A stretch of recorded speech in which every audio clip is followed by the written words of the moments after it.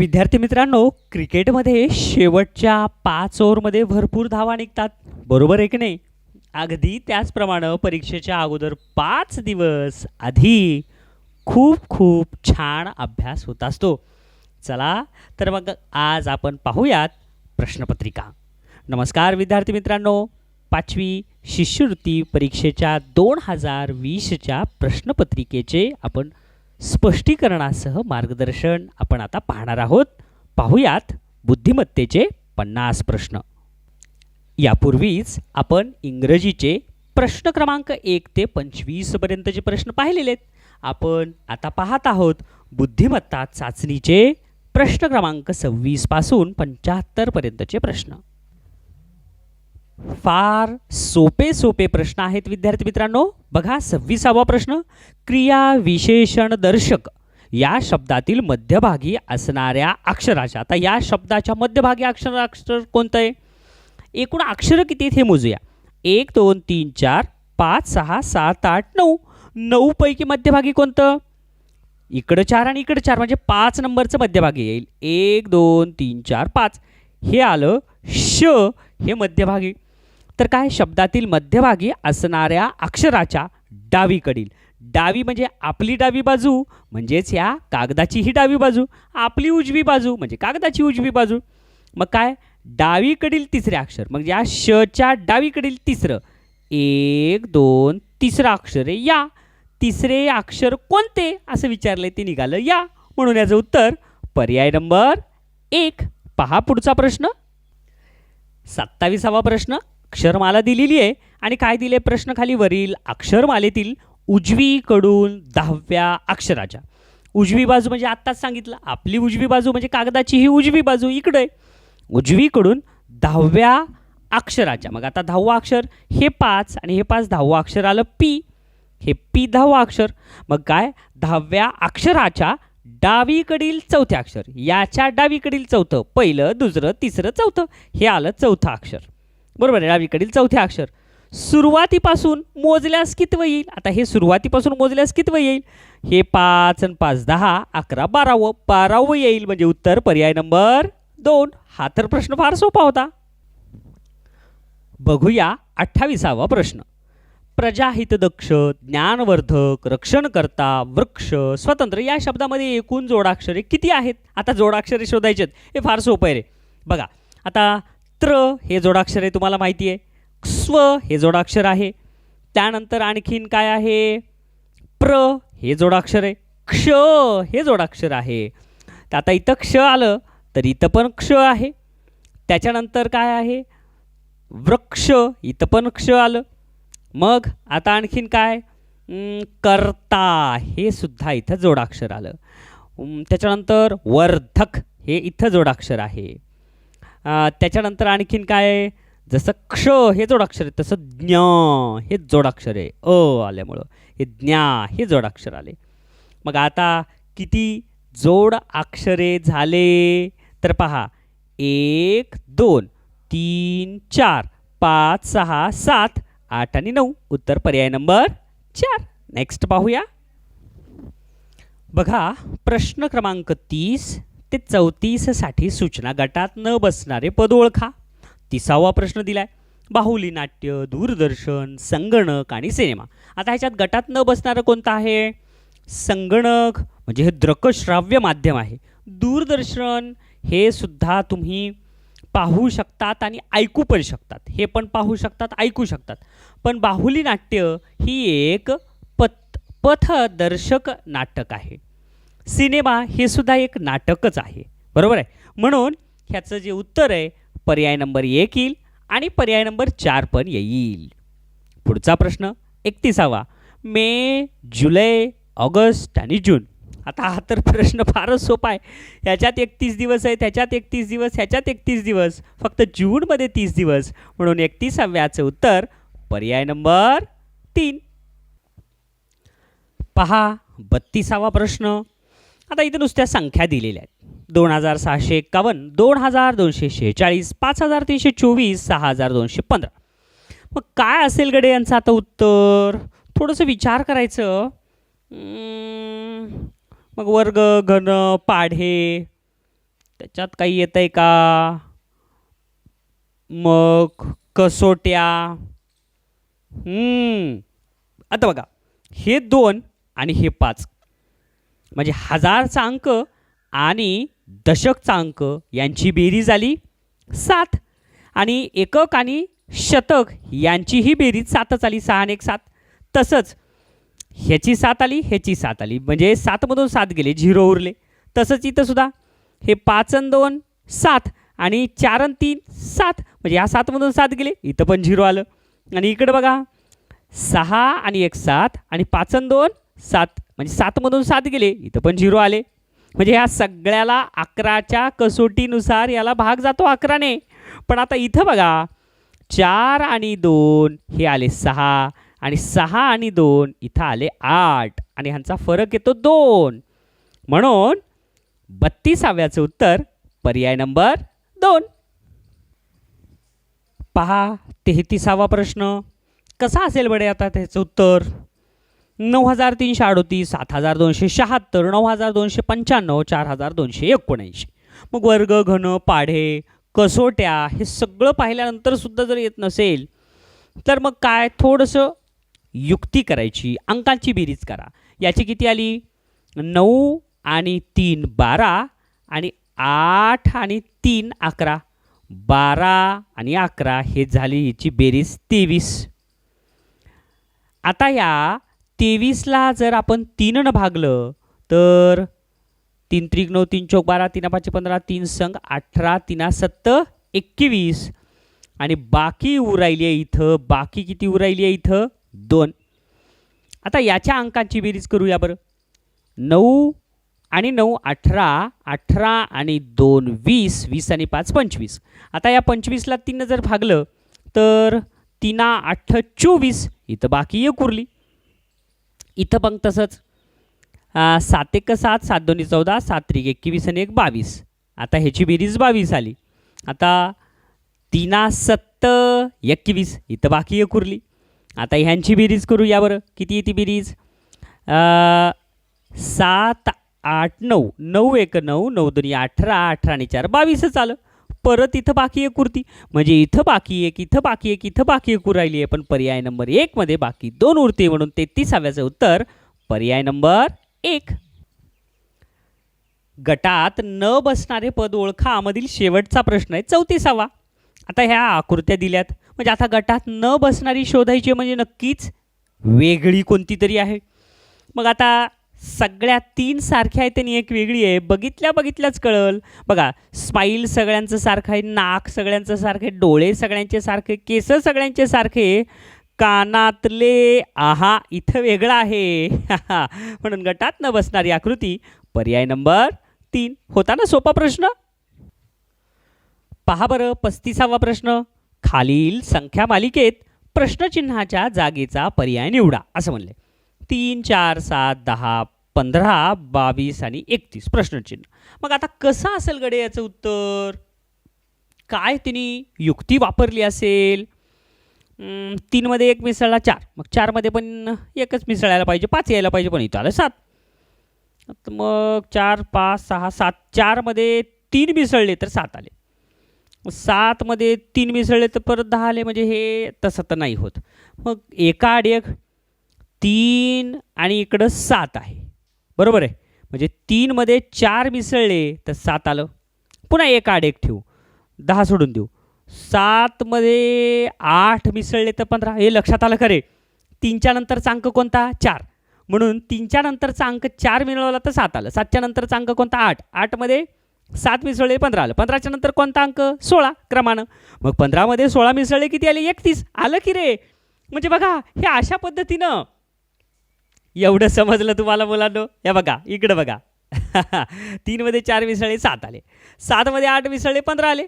15 मध्ये 16 मिसळले 31 आलं. आणि हे सुद्धा 4 1 4, 4 2 8 आणि 8 1 8, 8 2 16 दुप्पटी आले. तसंच आता 4 मध्ये किती मिसळल्यावर 10 आलं? 4 मध्ये 6 मिसळल्यावर 10 आलं.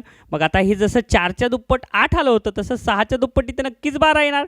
बघा बरं 10 मध्ये 12 मिसळले 22 आले. आलं की रे. 8च्या दुप्पट 16 आलं, तसं 12च्या दुप्पटी तर किती? 24 येईल. मग 22 मध्ये 24 मिसळले तर किती येईल? 4 अन् 2 6 आणि 2 अन् 2 4 46. म्हणजे याचं उत्तर पर्याय नंबर 1. फार सोपा प्रश्न होता मुलांनो, समजून घ्या. पाहूया 36वा प्रश्न. पुढील आकृत्यांमध्ये विशिष्ट प्रकारचा क्रम आहे. तो क्रम ओळखून प्रश्नचिन्हाच्या जागी कोणती आकृती येईल ते शोधा असं म्हणले. पहा बरं आकृती. आता प्रश्नचिन्ह कुठं दिलेलं आहे, तर 1 2 3 4 च्या नंतर इथं 5व्या आकृतीसाठी प्रश्नचिन्ह दिले आणि ह्याच्यापैकी खालच्या 4 पैकी कोणतं उत्तर आहे हे आपल्याला शोधायचं आहे. अरे तुमचं उत्तर तयार पण झालं. फार सोपा प्रश्न होता नाही का.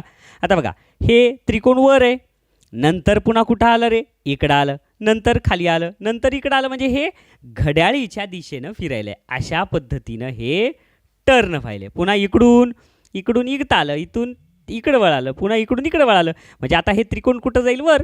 पर्याय नंबर 2 मध्ये नाही, पर्याय 1 मध्ये नाही, पर्याय 3 आणि 4 मध्ये आहे. आता त्रिकोण झालं. बाण पहा बरं, हे बाण इकडं तोंड करू नये, बरोबर आहे. असं फिरलं की वर झाला बाण, असं फिरलं की बाण इकडं झाला, असं फिरलं की बाण खाली झाला. आणि आता हे त्रिकोण वर गेल्यावर बाण कुठे येईल, इकडं, जे पर्याय 4 मध्ये, पर्याय 3 मध्ये नाही आहे. म्हणून उत्तर पर्याय नंबर 4. 3 चुकीचे पर्याय शोधले आपण की एक आपल्याला बरोबर सापडला. 37वा प्रश्न. पुढील संख्या मालिकेतील चुकीचे पद ओळखा. आता चुकीचे पद ओळखा म्हणलंय. 2 7 28 64 126 आणि 215. मग काय असेल गडे याचं उत्तर. वर्ग, घन, पाडे, कसोट्या, समसंख्या, समसंख्या. इथं सम, इथं विषम आहे, इथं सम आहे, इथं सम. चुकीचे पद बनलंय ना. मग सम नंतर विषम आलं, बरोबर आहे. विषम नंतर सम आलं. आता सम नंतर विषम पाहिजे, बरोबर आहे. विषम नंतर सम आणि सम नंतर परत विषम. म्हणजे हे 64 हे चुकीचं पद आहे. म्हणून याचं उत्तर पर्याय नंबर 2. पहा 38वा प्रश्न. पुढील संख्या मालिकेत प्रश्नचिन्हाच्या जागी कोणता पर्याय येईल ते लिहा असं म्हणलंय. मग आता प्रश्नचिन्ह तर हे, मग या प्रश्नचिन्हाच्या जागी कोणती संख्या येईल हे बघायचं. 14 16 19 24 31 42 55. आता ह्या संख्या जर तुम्ही बघितला तर हा चढता क्रम आहे, वाढायला आहे. म्हणजे कोणता तरी अंक मिसळत गेला आहे. 14 मध्ये किती मिसळले, तर पहा बघा बरं, 14 मध्ये किती मिसळले रे. 14 मध्ये 2 मिसळले. 14 मध्ये 2 मिसळले तर आले 16. मग 16 मध्ये किती मिसळले तर 19 आले. 16 मध्ये 3 मिसळले तर 19 आले. 19 मध्ये किती मिसळले तर 24 आलं. तर 19 मध्ये 5 मिसळले तर 24 आलं. म्हणजे आता हे 2 3 5 ह्या मूळ संख्या आहेत की रे. म्हणजे सगळ्या मूळ संख्या ॲड करायचं. आता 24 मध्ये 5 नंतरची मूळ संख्या 7. 24 मध्ये 7 मिसळले 31 आलं की रे. मग 7 नंतरची मूळ संख्या 11. मग आता 31 मध्ये 11 मिसळले आले 42, बरोबर आहे. आता 42 मध्ये 11 नंतरची मूळ संख्या 13. मग 3 आणि 2 5 आणि 4 आणि 1 5 आलं की रे. आणि 13 नंतरची मूळ संख्या किती 17. 5 आणि 7 आणि 5 12ला 2 हातचा आला 1. 5 आणि 5 6 आणि 1 7. उत्तर आहे आपलं 72. पर्याय नंबर 2. फार सोपं होतं हा सुद्धा प्रश्न. 39वा प्रश्न बघा. पुढे दिलेल्या चिन्हांच्या मालिकेत प्रश्नचिन्हाच्या जागी, हे बघा हे प्रश्नचिन्ह आहे, प्रश्नचिन्हाच्या जागी चिन्हाचा कोणता समूह येईल ते लिहा असं म्हणलेलं आहे. बघ आता ही चिन्हांची मालिका किती दिलेली आहे हे समजून घ्या. इथं कॉमा दिले म्हणजे इथून इथपर्यंत एक भाग आहे, इथून इथपर्यंत दुसरा, हे तिसरा आणि चौथा आणि आता 5वा शोधायचा. काय असेल गडे. इथं असं दिलं, इथं तसं दिले. म्हणजे हे चिन्ह, हे चिन्ह, हे पहिलं चिन्ह शेवटी गेलं. बाकी तर सगळं जशात तसं आहे, बरोबर आहे. मग जर सगळं जशाला तसं असेल आणि पहिलं चिन्ह जर शेवटी जात असेल तर हे चिन्ह शेवटी गेलं आणि अशा पद्धतीनं चिन्ह आले. मग आता हे भागाकाराचं चिन्ह इथं कसं काय आलं तर हे चिन्ह इकडे शेवटी गेलं, बरोबर आहे. मग भागाकार गुणिले अधिक, भागाकार गुणिले अधिक आणि हे 2 चिन्ह, मोठा आहे लहान आहे. तसंच आता हे भागाकाराचं चिन्ह शेवटी गेलं म्हणजे आता हे गुणाकाराचं शेवटी जाईल आणि अधिक काय येईल अधिक. मग अधिकवाले कुठं आहेत, पर्याय 1 नाही तर पर्याय 2 बी नाही, पर्याय 3 आणि पर्याय 4च. मग काय येईल अधिक आणि त्याच्या पुढं असं चिन्ह मग अधिकच्या पुढं पर्याय नंबर 3 नाही तर पर्याय नंबर 4 आहे. म्हणून 39चं उत्तर पर्याय नंबर 4. पहा 40वा प्रश्न सगळ्यात शेवटी असते बरं का, मन लावून वाचा. हरणाला ससा म्हटले, सशाला शेकरू म्हटले, शेकरूला साळींदर म्हटले, साळींदरला सांबर म्हटले, सांबराला अस्वर म्हटले, तर महाराष्ट्राचा राज्य प्राणी कोणता? आता महाराष्ट्र राज्याचा राज्य प्राणी आहे शेकरू आणि शेकरूला तर साळींदर म्हटलेत. म्हणून ह्याचं उत्तर पर्याय नंबर 4 साळींदर. पहा 41वा प्रश्न, आई, वडील आणि मुलगा. आता बघा, ही आहे आई,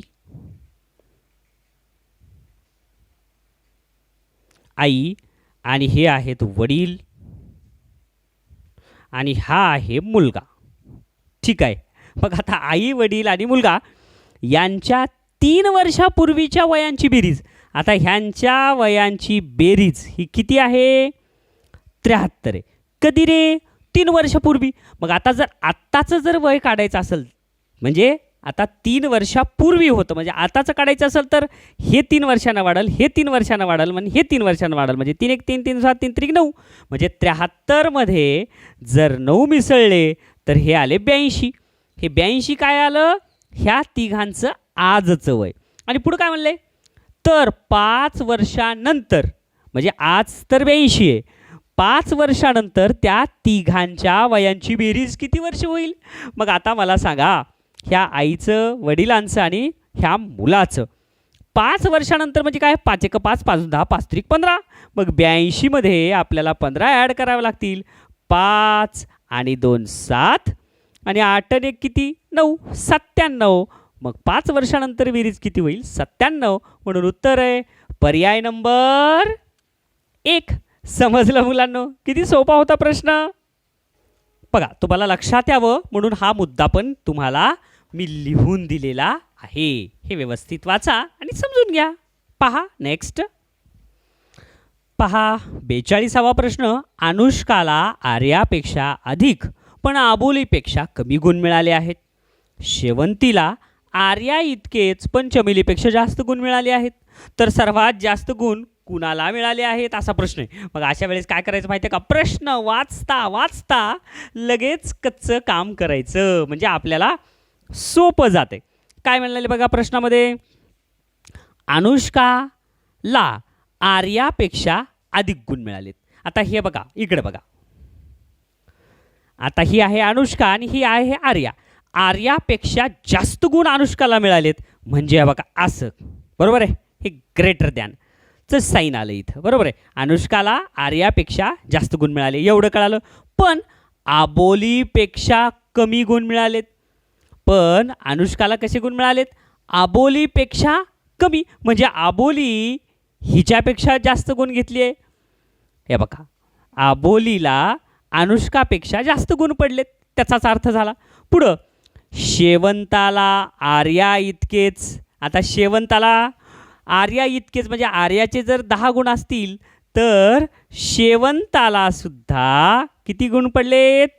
शेवंतीला सुद्धा किती गुण पडलेत? आर्या एवढेच, म्हणजे बरोबरचं चिन्ह. ह्या दोघींचे गुण सारखेच. पुढं पण चमेलीपेक्षा जास्त गुण मिळालेत. कुणाला? शेवंतीला. कुणापेक्षा? चमेलीपेक्षा. म्हणजे आता इथं चमेली आणि या चमेलीपेक्षा जास्त गुण शेवंतीनं घेतलेले आहेत. आता प्रश्न इथं सुरू आहे, तर सर्वात जास्त गुण कोणाला मिळाले आहेत? मग सगळ्यात जास्त गुण कोणाला मिळाले? तर आबोली. म्हणून उत्तर पर्याय नंबर 2. पहा 43वा प्रश्न. काय? अक्षय आरतीला म्हणाला. आता हे एक अक्षय मुलगा आहे. आता हे अक्षय काय करायला आहे? आरतीला बोलायला आहे. काय म्हणायला आहे? तुझ्या आईचे वडील. आता हिची आई, बरोबर आहे. आईचे वडील म्हणजे आरतीचे कोण झाले? आजोबा, बरोबर आहे. इतकं लक्षात आलं? तर काय म्हणाले? तुझ्या आईचे वडील. अक्षय काय म्हणायला आहे? तुझ्या आईचे वडील म्हणजे हे आजोबा झाले. हे माझ्या वडिलांचे म्हणजे अक्षयचे वडील माझ्या वडिलांचे वडील आहेत. माझ्या वडिलांचे वडील आहेत, म्हणजे हे आजोबा अक्षयचे सुद्धा आहेत. आरतीच्या आईचे वडील म्हणजे अक्षयच्या वडिलांचे वडील, म्हणजे सारखेच असल्यामुळं हे दोघं भाऊ बहीण झाले. हे कोण झाले इथं? भाऊ. आणि ही कोण झाली इथं? बहीण. हे दोघं जण भाऊ बहीण झाले. मग भाऊ बहीण झाले तर प्रश्न काय? तर अक्षय आरतीच्या आईचा कोण लागतो? हा अक्षय आरतीच्या आईचा कोण लागतो? म्हणजे आता ही जर बहीण आहे तर हे भाऊ, म्हणजेच हिच्या भावाचा मुलगा म्हणजे भाचा. म्हणजे पर्याय नंबर किती? 4. होता ना सोपा प्रश्न. पहा 44वा प्रश्न. पुढील आकृतीत त्रिकोणांची एकूण संख्या किती आहे? मग आता अशी आकृती दिली असेल तर मग काय करायचं मुलांनो? 1 भागाचे, 2 भागाचे, 3 भागाचे, 4 भागाचे, 5 भागाचे, 6 भागाचे मिळून किती त्रिकोण होतात ते बघायचं. मग पहिल्यांदा बघूया 1 भागापासून तयार होणारे संख्या किती आहे. पहा बरं, 1 भागापासूनची त्रिकोणाची संख्या किती आहे? तर 1, 2, 3, हे बघा हा छोटासा 1, हे 1, 2, 3, 4, 5, हे 6, 7 आणि 8. 1 भागापासूनचे किती झाले? 8 झाले. 2 भागापासूनचे किती होतील मग? 2 भागापासूनचे किती आहेत? मोजा. आता ह्याला आणि ह्याला जर एकत्र केलं तर हे 2 भागाचा एक त्रिकोण. ह्याला आणि ह्याला एकत्र केलं तर ह्या 2 भागापासून एक त्रिकोण. त्याच्यानंतर हा भाग आणि हा भाग एकत्र केला तर ह्याच्यापासून एक आणि ह्याच्यापासून ह्या 2 भागापासून एक, म्हणजे 1, 2, 3, 4.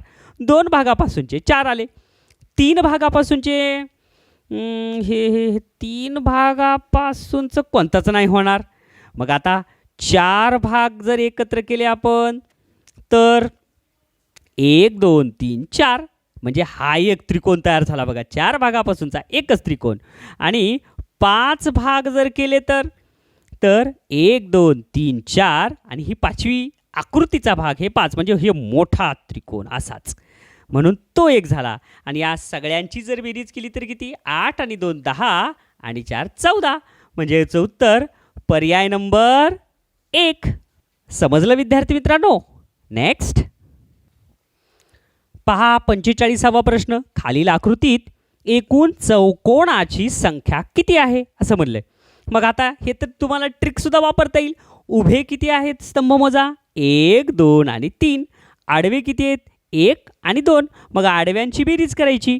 मग किती आहे आडव्यांची बेरीज किती आली? 2 आणि 1 किती झाले? हे इथं झाले 3. आणि उभ्यांची बेरीज करा. 3 आणि 2 5 आणि 1 6. मग 6 आणि 3 यांचा गुणाकार 6 गुणिले 3 6 1 6 6 2 12 6 3 18. म्हणून याचं उत्तर पर्याय नंबर 3. होता ना सोपा प्रश्न, पण ट्रिक माहिती पाहिजे, लक्षात ठेवा. पहा प्रश्न 46 ते 47 साठी सूचना. पुढील प्रश्नामधील प्रश्न आकृतीच्या आरशातील प्रतिमा कशी दिसेल ते पर्यायी उत्तर आकृत्यामधून निश्चित करा. बघा प्रश्न आकृती 46व्या प्रश्नासाठी ही प्रश्न आकृती अशी आहे आणि असं चिन्ह आहे, म्हणजे त्याच्यातली कसली बघायची आहे? आरशातली प्रतिमा. मग आरशामध्ये काय असते? जी उजवीकडे असते ती डावीकडे येईल. पण इथं पर्याय 4मध्ये उजवीकडचं उजवीकडेच दिले आणि उजवीकडचं डावीकडे आल्यानंतर ती उलटं दिसेल. पण पर्याय 2मध्ये यस जशाला तसंच दिसायले, म्हणजे पर्याय 2 पण येणार नाही आणि पर्याय 4 पण येणार नाही. आता राहिला काय? पर्याय 1 आणि पर्याय 3. आता पर्याय 3मध्ये बघा आर उजवीकडून डावीकडे आलंय पण जशाच तसं येईल का? हे पण चुकलं. मग 3 चुकीचे पर्याय आपल्याला सापडले की अचूक पर्याय जो असतो तेच उत्तर असतंय. म्हणून याचं उत्तर 46चं उत्तर पर्याय नंबर 1. आर डाव्या बाजूला आलं, यस उजवीकडे गेलं आणि उलटं झालेलं आहे. समजलं? पहा पुढचाही प्रश्न अगदी सोपा आहे. पहा 47वा प्रश्न. आता प्रश्न आकृती अशी आहे, आता उत्तर आकृती कोणती असेल गडे?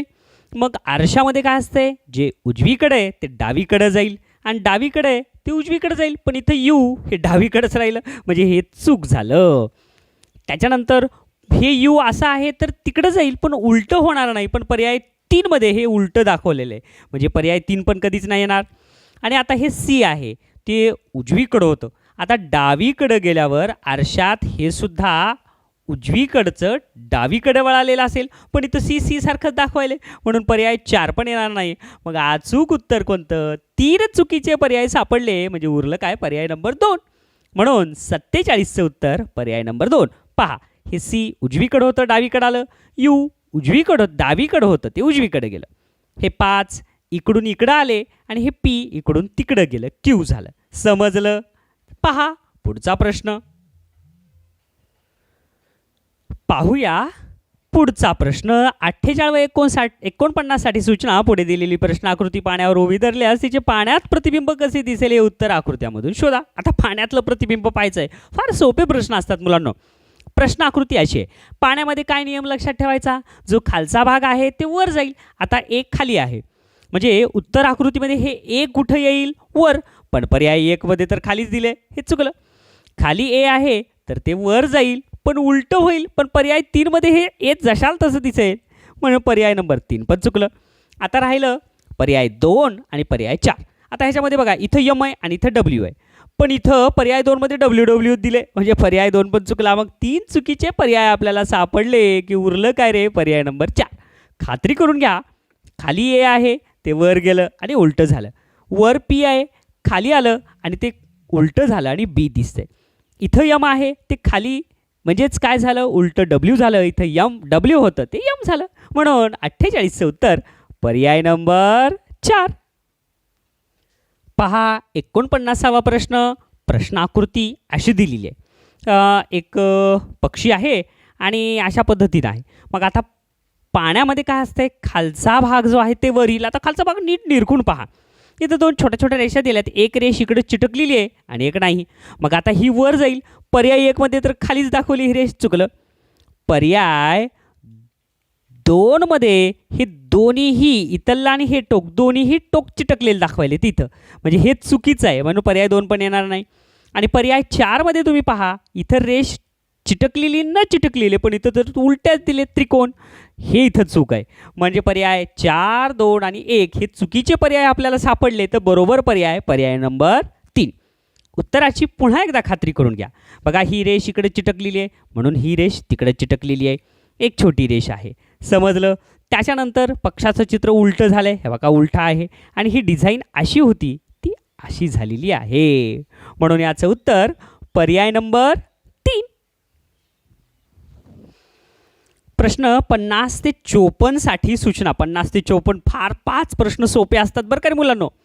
पहिल्या पदाचा संबंध दुसऱ्या पदाचा जसा आहे तसाच संबंध तिसऱ्या पदाचा चौथ्या पदाशी शोधून प्रश्नचिन्हाच्या जागेचा पर्याय निवडा असं म्हणलंय. पहा बरं मग 50वा प्रश्न. ऊस, शेत, भाजीपाला, प्रश्नचिन्ह. अरे ऊस तर शेतात पिकतो आणि भाजीपाला कशात पिकतो? मग मंडईमध्ये नाही, विकतात. दुकानात नाही, बाजारात नाही, तर भाजीपाला मळ्यामध्ये पिकतो. म्हणून 50चं उत्तर पर्याय नंबर 1. पुढचाही प्रश्न सोपा आहे का? पहा बरं. चिमणी नाम, गेला, प्रश्नचिन्ह. म्हणजे चिमणी हे नाम आहे आणि गेला हे क्रियापद. किती सोपं होतं हे तर. सर्वनाम नाही, नाम नाही, विशेषण नाही, तर क्रियापद गेला. पहा पुढचा प्रश्न. परीक्षेत आलेला 52वा प्रश्न पहा बरं. आता बघा, इथं दिले त्रिकोण आणि पुन्हा अशा रेषा आणि पुन्हा चौकोन आणि पुन्हा. आता बघूया आता ह्या रेषा तरी किती आहेत? 1, 2, 3, 4 आणि तिरक्या 2, 6. म्हणजे इथं त्रिकोणाला 3 रेषा आहेत, त्याच्या दुप्पट इकडे 6 आल्यात. म्हणजे इथं चौकोनाला 4 रेषा आहेत, मग त्याच्या दुप्पट 8 रेषा येतील. मग कुठे आहेत रे? 1, 2, 3, 4, 5, 6, 7, 8. 8च आहेत की रे. मग पर्याय 1 येईल का? थांबा. आता तुम्ही नीट पहा. तुम्हाला इथं दिसत एक रेष, दुसरी रेष आणि तिसऱ्या रेषेला इथं हे तिरक्या रेषेचं टोक चिटकलेलं आहे, बरोबर आहे. आणि ह्या तिरक्या रेषेच्या खाली एकच रेष आहे. पण आता ह्या तिरक्या रेषेच्या खाली इथं 2 रेषा आल्यात म्हणजे पर्याय नंबर 1 येणार नाही. आता इथं बघा, ह्या तिरक्या रेषेच्या खाली एक रेष आलेली आहे पण पुढे इथं तिरक्या रेषेच्या खाली 2 रेषा आलेत म्हणजे पर्याय 2 पण येणार नाही. पर्याय 3 मध्ये तिरक्या रेषेच्या खाली एक रेषा आहेत पण इथं एक रेष, ही तिरकी रेष इथंच यायला पाहिजे होती तिसऱ्या रेषेच्या डोक्यापासून, बरोबर आहे. इथं जसं दिलंय ना तसंच, पण इथं एक रेष पुढं गेलं म्हणून पर्याय 3 पण येणार नाही. मग अचूक काय? पर्याय नंबर 4. 1 2 3 4 5 6 आणि 2 तिरक्या 8 आणि तिरक्या रेषेच्या खाली एकच रेष आहे आणि 1 2 तिसऱ्या रेषेला तिरकी रेष सुरू आणि पुढं एक रेष सोडून पुढच्या रेषेच्या खाली समाप्त. म्हणून 52व्याचं उत्तर पर्याय नंबर 4. काय असेल आता 53व्याचं उत्तर? 5 जसे 12 तर 6 जसे प्रश्नचिन्ह. मग आता 5 मध्ये किती मिसळले? 5 मध्ये 7 मिसळले तर 12 आलं. मग 6 मध्ये 7 मिसळू, 6 6 12 आणि 13. 13 तर नाहीच आहे पर्यायात. मग आता काय करायचं रे? 12 आलं कसं असेल? 5 1 5, 5 2 10, 5 3 15, 5 2 10, 5 2 10 करायचं आणि 2 मिसळायचं. तसं 6 2 12 बरोबर आहे. 5 2 10 मध्ये 2 मिसळले तर 6 2 12 मध्ये 2 मिसळा 14. 14 बी नाही. आता तिसरी एक युक्ती वापरू. 5 3 15 आणि 15 मधून 3 गेले 12. तसं 6 1 6, 6 2 12, 6 3 18, 6 3 18 आणि 18 मधून 3 गेले उरतात किती? 5 आणि 1 15. 15 आहे का पर्यायात? आहे की रे? पर्याय नंबर 2. समजलं? अशी कोणतीही ट्रिक वापरा, ती बरोबरच असणार आहे. फक्त तुमची ट्रिक योग्य असावी. पहा 54वा प्रश्न. 4396 जसे 6475, 3485 जसे प्रश्नचिन्ह. मग आता काय उत्तर असेल रे? बघा बरं, थोडं थोडं नीट लक्षात द्या. आता सुरुवातीचा इथला 4 म्हणजे 1000 स्थानी 4 आहे तर तिकडे किती आला आहे? 6. म्हणजे 4 पेक्षा 2 न वाढला. म्हणजे आता इथं 3 आहे. म्हणजे इथं किती येईल नक्कीच? 3 4 3 मध्ये 2 मिसळले 5. इथं नक्की 5 येईल. पर्याय 1 मध्ये 5 नाही, पर्याय 2 मध्ये 5 नाही, पर्याय 4 मध्ये 5 नाही. उत्तर आलं की रे? पर्याय नंबर 3. तरी पुढचं बघू आपण येतंय का? खात्री करू. आता इथं 3 आहे. मग शतक स्थानी इथं किती आहे? 4. म्हणजे 3 पेक्षा 1 वाढले 4. म्हणजे आता इथे 4 आहे. 4 पेक्षा 1 न वाढले 5. आलं बघा पर्याय इथलंच. त्याच्यानंतर 9 आहे. बरोबर आहे. आता इथं 9 आहे तर तिथं झाले 7. म्हणजे आता 9 होते तर 7 झाले. म्हणजे 9 मधून 2 वजा झाले. मग 8 मधून 2 वजा झाले 6. आलं इथं ऑलरेडी आपलं आलेलंच आहे. आता शेवटी 6 आहे ते 1 न कमी झाले 5. इथं शेवटी 5 आहे, 1 न कमी झाले 4. आलं. म्हणजे इथं उत्तर यायच्या आधी तुमचं आलं होतं. कमी वेळेत कसं फास्ट गणित सोडवायचं, कसं फास्ट उत्तर काढायचं हे समजलं. पहा पुढचा प्रश्न. फार सोपे सोपे प्रश्न आलेत मुलांनो परीक्षेत. 55वा प्रश्न. जेथे लहान मुले खेळत आहेत तेथे पडलेला कचरा पाहून राजूने केलेली कोणती कृती योग्य होईल? नंबर 1, कचरा उचलून कचरा कुंडीत टाकला. हे तर बरोबर वाटायले. तरी पुढे बघा, दुर्लक्ष केले. आता कचरा तिथं पडला आणि दुर्लक्ष कसं करायचं हे चुकलं. सर्व मुलांना तेथून हाकलून लावले. आता लहान मुलांची काय चूक आहे हे पण चुकलं. तेथील रखवालदाराला मुद्दाम उचलण्यास सांगितला नाही हे पण चूक आहे. योग्य आहे पर्याय नंबर 1. पहा प्रश्न 56 व 57 साठी सूचना. खालील प्रश्न आकृतीस तंतोतंत जुळणारी आकृती पर्यायातून शोधा. अरे एवढा सोपा प्रश्न कदाचित तुम्ही आम्ही शिकवायच्या अगोदरच उत्तर काढलेलं सुद्धा असेल. बघा 56वी प्रश्न आकृती अशी आहे आणि त्याची उत्तर आकृती काढायची. अरे किती सोपं आहे, तंतोतंत जुळणारी. आता हे बाण आहे आणि बाणाच्या एक्झॅक्ट पाठीमागं त्रिकोण आहे. आता इथं बाण आहे आणि इथं त्रिकोण नाही आहे, पर्याय 1 चुकला. इथं बाण आहे, इथं त्रिकोण नाही, पर्याय 2 चुकला. इथं बाण आहे, इथं त्रिकोण आहे, पर्याय 3 चुकला. उत्तर काय? इथं बाण आणि इथं त्रिकोण आहे म्हणजे पर्याय 4च नक्की बरोबर येणार. आणि हा जो भाग आहे हा जर तुम्ही अशा पद्धतीनं फिरवत गेलात तर ही आकृती अशी फिरून अशी होईल. बाण तिकडे जाईल आणि हे त्रिकोण इकडे येईल. कळालं? किती सोपा प्रश्न होता रे मुलांनो. पुढचा तर प्रश्न इतका सोपा आहे आंधळ्याला सुद्धा येईल. बघा बघा प्रश्न आकृती अशी दिली आहे. मग आता प्रश्न आकृती अशी दिली आहे तर तंतोतंत जुळणारी पर्याय नंबर 3 तर कधीच येणार नाही आहे. त्याच्यानंतर फिरवून सुद्धा पाहायचं बरं का. मग आता ही आकृती जर अशा पद्धतीनं फिरवलं बरोबर आहे तर हा ठिपका पहिल्यांदा खाली घेतला तर तिकडे येईल आणि इकडे केला तर इकडे येईल. पण पर्याय नंबर 1 मध्ये इकडे दिलं, पर्याय नंबर 1 पण चुकलं. मग आता तुम्ही पर्याय नंबर 4 पहा. आता हा जो आकृतीचा भाग आहे हा जर समजा आपण अशा पद्धतीने तिकडं फिरवला तर हे ठिपका तिकडं जाईल, पण पर्याय नंबर 4 मध्ये तिथं दिलाय, चुकलं. म्हणजे आता 3 पर्याय चुकीचे सापडले म्हणून उत्तर करेक्ट आहे पर्याय नंबर 2. पडताळून घ्या. हा भाग जर तुम्ही फिरवलात अशा पद्धतीनं खाली फिरवलात तर हा ठिपका बरोबर येतो उजवीकडं, तसाच आलेला आहे. म्हणून 57चं उत्तर पर्याय नंबर 2. पहा विद्यार्थी मित्रांनो, 58वा प्रश्न. एका रांगेत सविताच्या उजवीकडे, आता लगेच लिहायचं बघा सविता. आता ही सविता नावाची मुलगी आहे आणि सविताच्या उजवीकडे म्हणजे आपली उजवी बाजू म्हणजे कागदाची उजवी बाजू, सविताच्या उजवीकडे 15 मुली आहेत. उजवीकडे किती आहेत? 15 मुली. व डावीकडे 11 मुली आणि डावीकडे किती आहेत? 11 मुली उभ्या आहेत. बरोबर आहे. म्हणजे टोटल किती झाले रे? 15 आणि 11, 5 आणि 1 6 आणि 2 आणि 2 26 आणि एक सविता 27. म्हणजे टोटल किती झाले? 27. तर पुढे काय म्हणले बघा, याच रांगेत 27 कसं कळालं ना?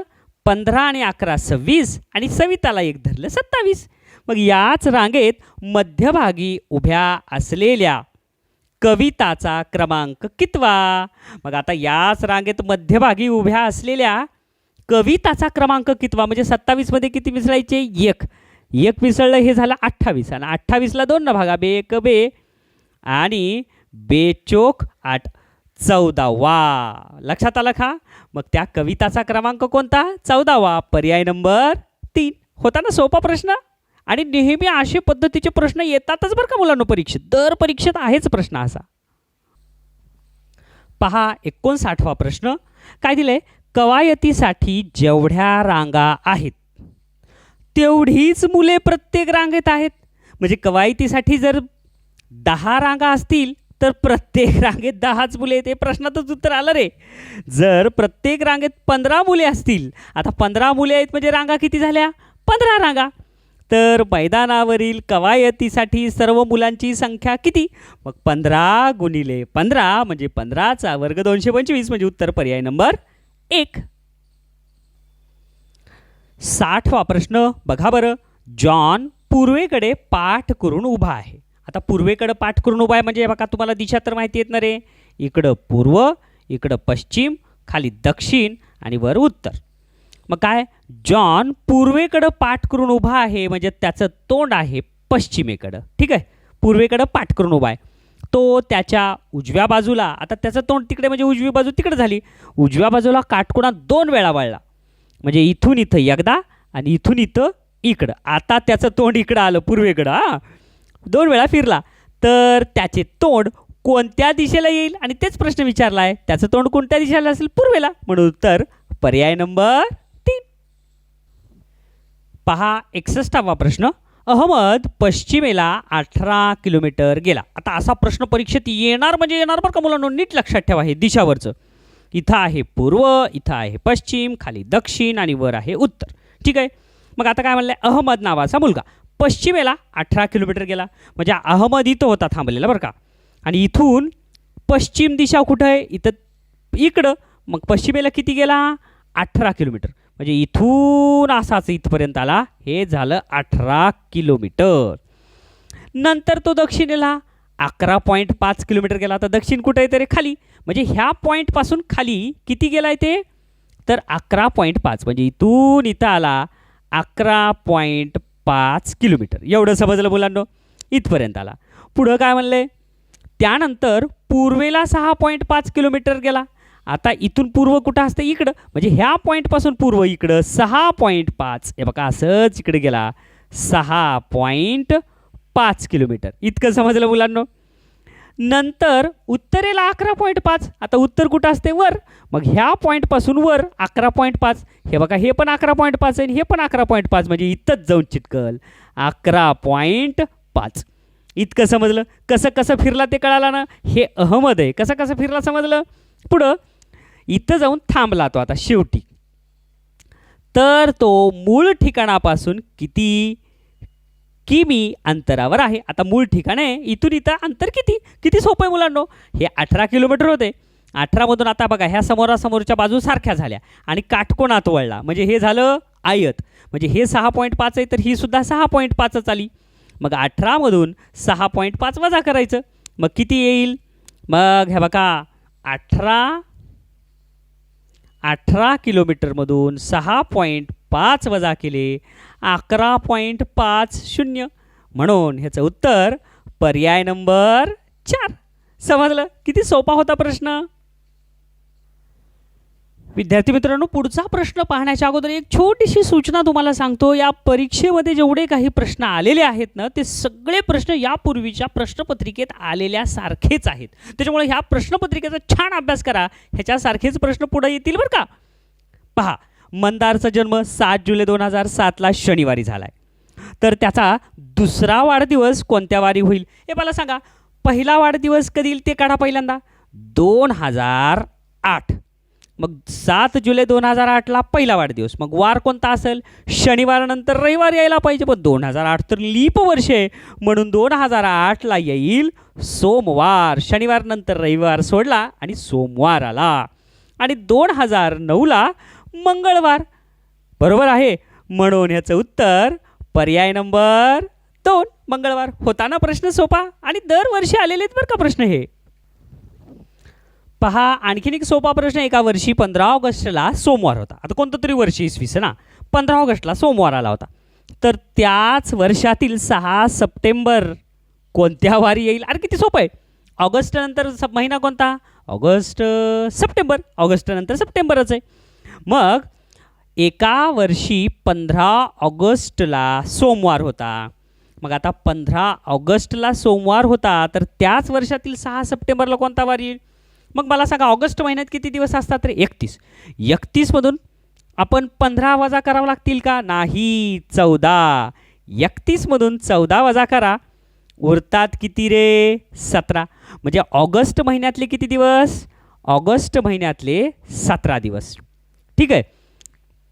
पुढं तर त्याच वर्षातील 6 सप्टेंबर, म्हणजे सप्टेंबर महिन्याचे त्याच्या पुढचे किती दिवस? सप्टेंबर महिन्याचे 6 दिवस. मग 17 आणि 6 किती झाले? 23 दिवस. मग आठवड्याला 7 दिवस असतात. मग 23ला जर 7ने भागलं तर 7 1 6 7 2 14 7 त्रिक 21 7 त्रिक 21 22 आणि 23. बाकी किती उरली? 2. मग आता ही जी बाकी आहे ह्या सोमवारच्या पुढं 2 वार. सोमवारच्या नंतर मंगळवार आणि बुधवार. म्हणून ह्याचं उत्तर पर्याय नंबर, थांबा, आपण इथून 14 वजा केले म्हणजे ह्या सोमवारच्या अगोदर काय होता? रविवार. रविवार मध्ये आपल्याला 2 मिसळावे लागतील. रविवारानंतर काय? सोमवार आणि मंगळवार. म्हणून याचं उत्तर पर्याय नंबर 3. हे लक्षात ठेवा बरं का मुलांनो. कारण 15 ऑगस्टला काय होता? सोमवार, आणि आपण 14 दिवस वजा केलेत. मग 14 ऑगस्टला काय होता? रविवार.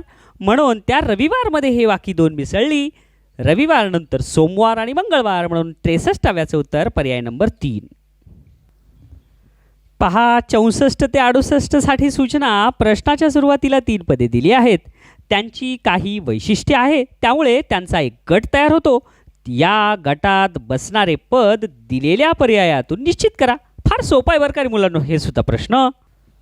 64वा प्रश्न तर फार सोपा आहे. पहिलीच्याही मुलाला येईल. लोखंड, विटा, वाळू हे बांधकामाचं साहित्य.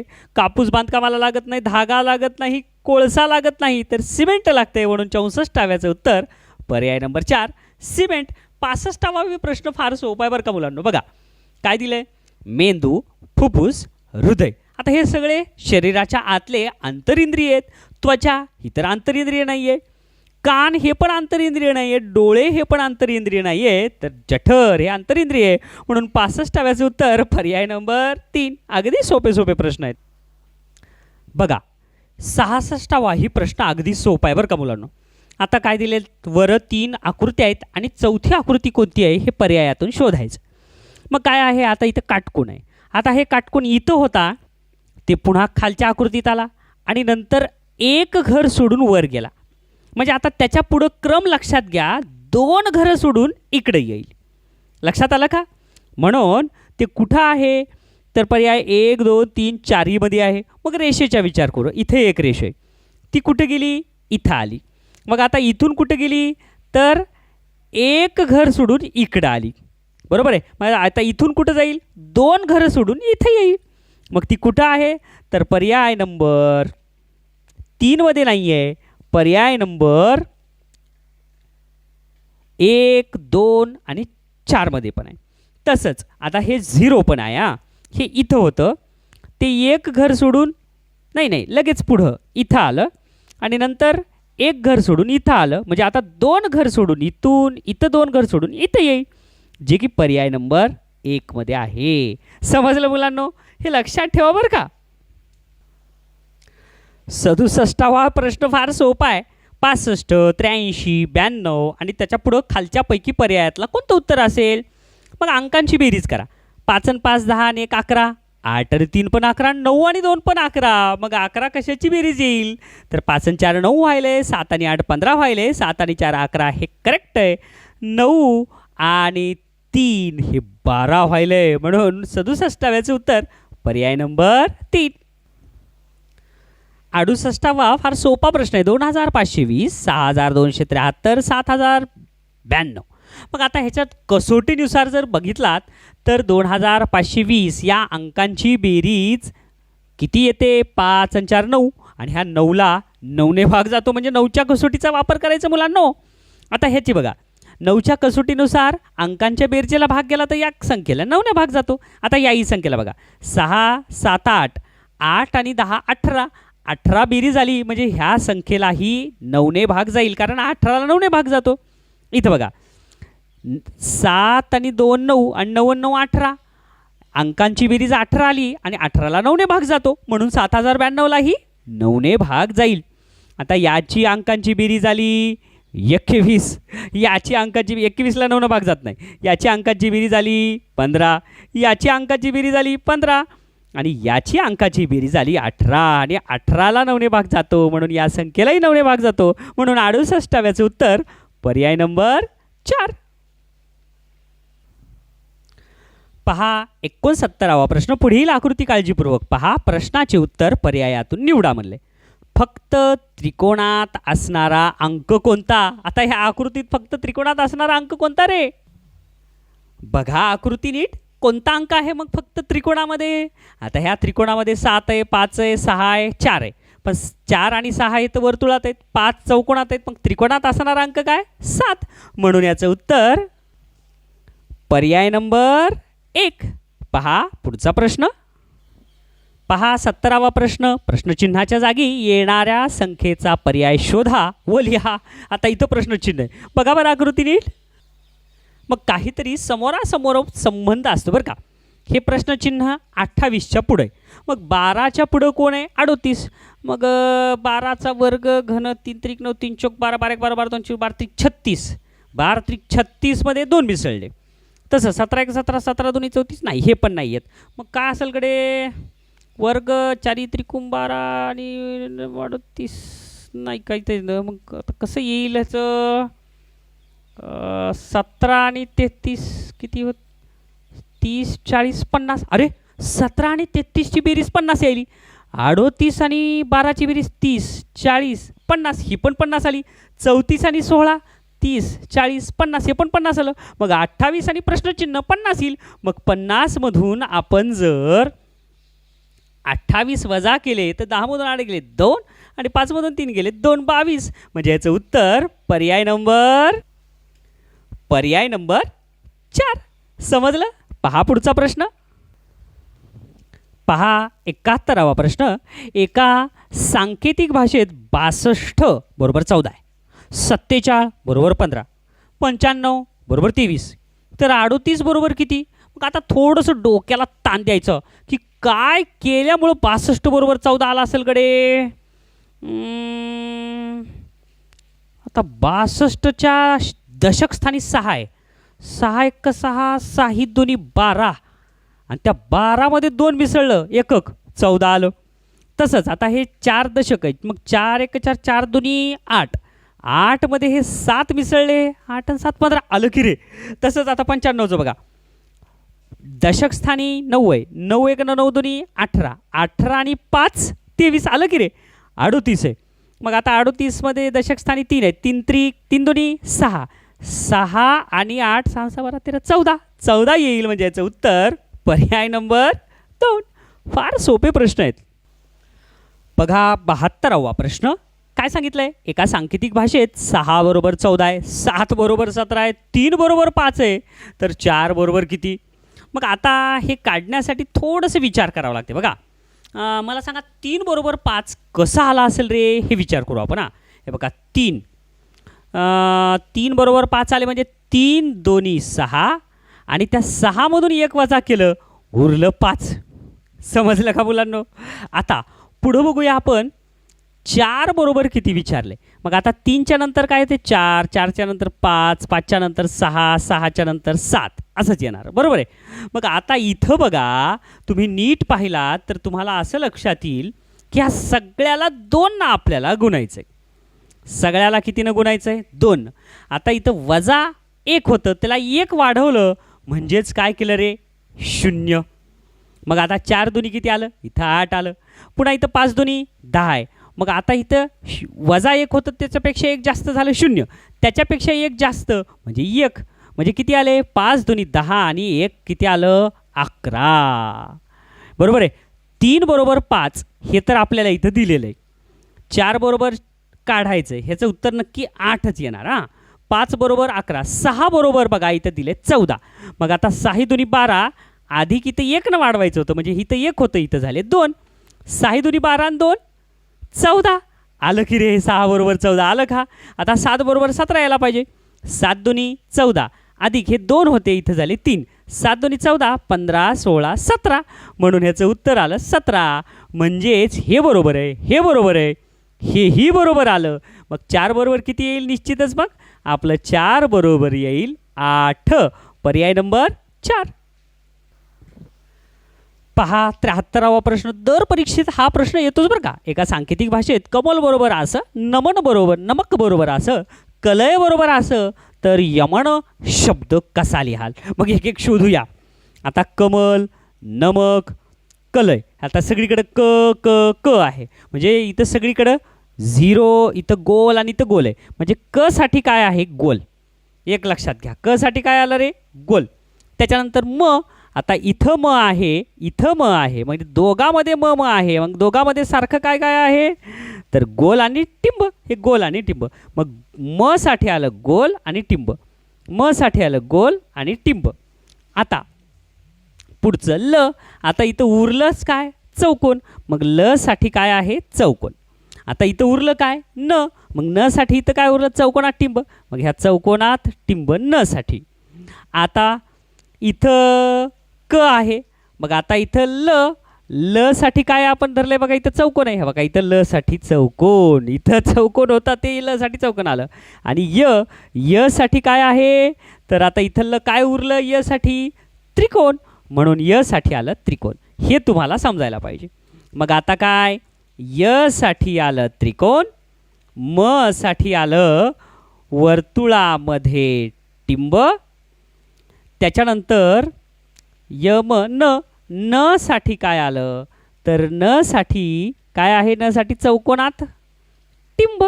मग असं कुठं आहे? तर पर्याय नंबर त्रिकोण वर्तुळात टिंब चौकोनात टिंब, त्रिकोण वर्तुळात टिंब चौकोनात टिंब. पर्याय नंबर 3 आहे ना. सोपे प्रश्न.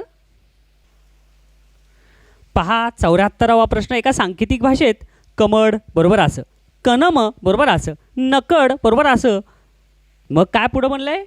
हो, तो मनड शब्द कसा लिहाल? मग आता जर असं असेल आणि सूचना काय दिली आहे? अक्षरे व चिन्हाचा क्रम सारखाच असेल असे नाही म्हणले बरं का रे. मग वरच्यासारखाच हा प्रश्न डबल आलाय म्हणजे किती भाग्यवान होते बघा ते मुलं. अगदी सोपा प्रश्न, फुकटचे मार्क. प्रश्न वाचलात की तुम्हाला लक्षात येईल. क साठी असं चिन्ह आहे, म साठी असं चिन्ह आहे, न साठी असं आलंय आणि ड साठी असं. मग काय येईल? म साठी असं चिन्ह, न साठी हे असं चिन्ह आणि ड साठी असं चिन्ह. मग अशा पद्धतीनं आणि अशा पद्धतीनं खाली हे पुन्हा वर कशात आहे?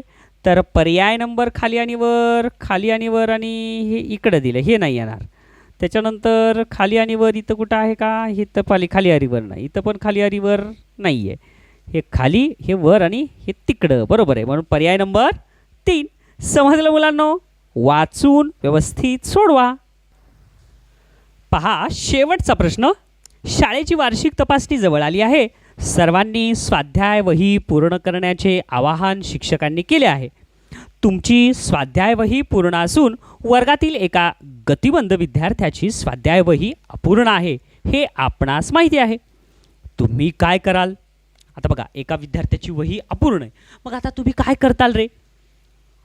जर तुम्हाला माहिती आहे ते अपूर्ण आहे तर तुम्ही नेमकं काय करताल? नंबर 1, माझ्या शेजारी बसणाऱ्या विभास त्याची स्वाध्याय वही देण्यास सांगेन. म्हणजे दुसऱ्याची स्वाध्याय वही त्याला द्यायला सांगायचं नाही, हे चूक आहे. विभाला सांगायचं की तुझी स्वाध्याय वही त्याला दे, नाही, चुकलं. मी त्याची स्वाध्याय वही पूर्ण करण्यास मदत करीन, हा बरोबर वाटायला. माझी स्वाध्याय वही कुणालाही देणार नाही, हा हे चुकलं, असं नाही करायचं. तो विद्यार्थी वही हरवतो असं शिक्षकांना सांगेल. अरे बापरे, म्हणजे कंप्लेंट करायची नाही, हे पण चूक आहे. तर योग्य आहे पर्याय नंबर 2. आणि आणखीन एक योग्य काय आहे तर, जर हा व्हिडिओ तुम्हाला आवडला असेल तर चॅनलला लाईक करा, शेअर करा आणि सबस्क्राईब करा. हा व्हिडिओ पाहिलात, छानपैकी अभ्यास केलात त्याबद्दल खूप खूप आभारी आहे. धन्यवाद मुलांनो.